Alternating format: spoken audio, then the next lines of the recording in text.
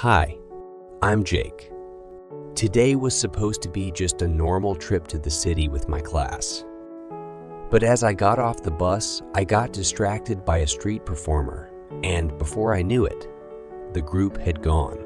There I was, alone in the bustling city.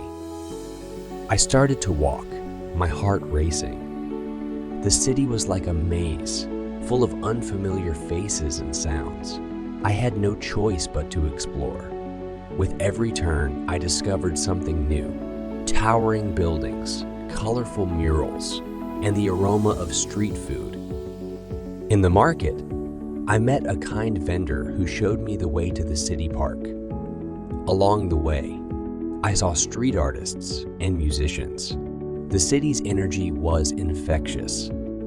I felt a sense of freedom I'd never experienced before.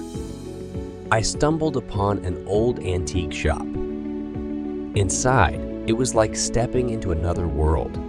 The shopkeeper shared stories about each item. I found a vintage camera that I knew I had to have. It was a treasure among lost things. In the park, I finally found my classmates. They were worried but relieved to see me. I shared my adventures, and they listened. Amazed, I realized I had found more than just my way back. I had found a new part of myself.